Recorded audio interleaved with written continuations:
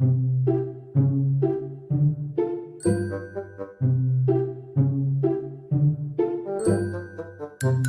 and boys, it's Aunty Sandy here, and I'm going to tell you a short story. The story for today is about a little boy called Joshua. Joshua had 4 brothers and sisters, so there were 5 siblings in total. Joshua grew up in a really, really busy town called New York, and when he was growing up, his mommy and daddy didn't have a lot of money. They did the best that they could for him, but they really didn't have a lot. So they often relied on other people's handouts, other people to help them out with food, with clothes, with money for him and his siblings to get to school. Joshua was very, very, very hardworking, and he was a very determined little boy. He had a plan, and his plan was one day when he grew up, he wanted to be a very successful doctor. He finished school, he passed school, he went to university, and indeed, Joshua did become a doctor. He left home to go to university in a different town. So he left New York. He left his mother in the little house that they lived in. Now, in this home, they didn't have electricity.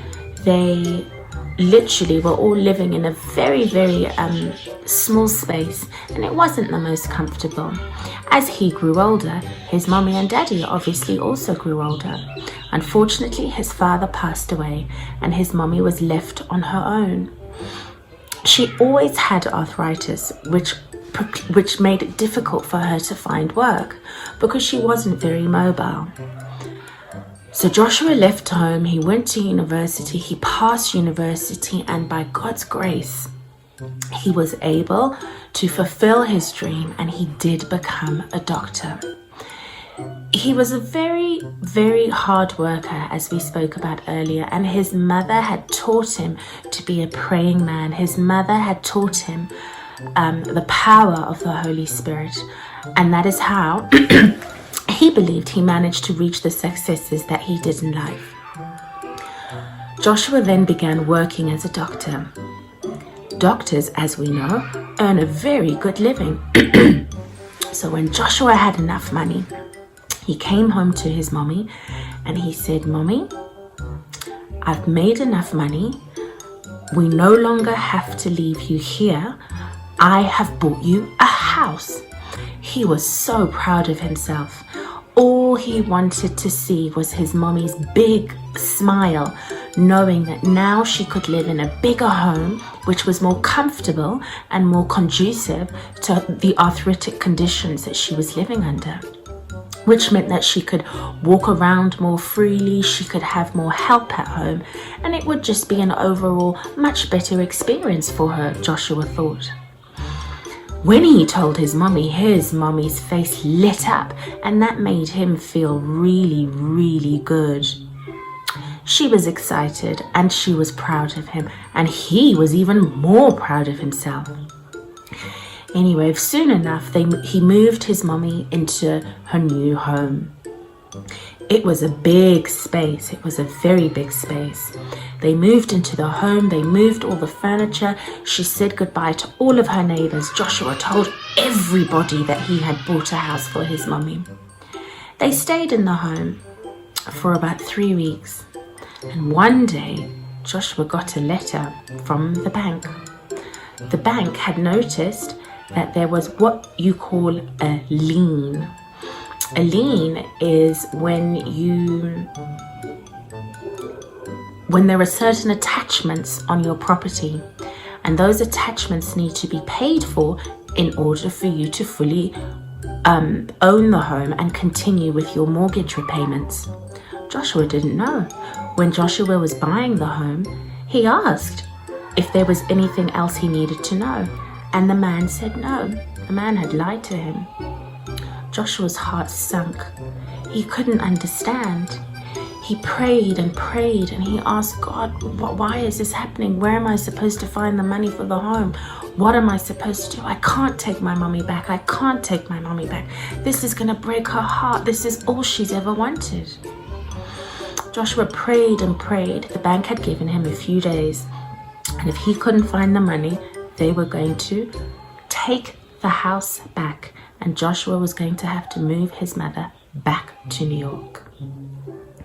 Eventually, the day came. Joshua hadn't told his mommy anything. He had spent the time just praying and asking God to make a plan for him and to find the money for him so that his mommy could stay there. Eventually, the day they were supposed to move out, he went to his mommy and he told her what has happened. He said, "Mommy, I've done something really silly. I didn't check. It has now become apparent that there is a lien, and I'm afraid you're going to have to move back to your old house." Joshua's mommy looked at him. What do you think she said? She said, "Good. I never liked this house anyway. It's way too big for me all on my own. That's fantastic. Let's start packing." Joshua looked at her and Joshua said, "Well, why did you never tell me? I thought that this is what you wanted." She said, "No, son, this is what you wanted." So they began packing. His mommy was singing songs. She was very happy. And Joshua also felt better because he could see that his mother was not affected at all.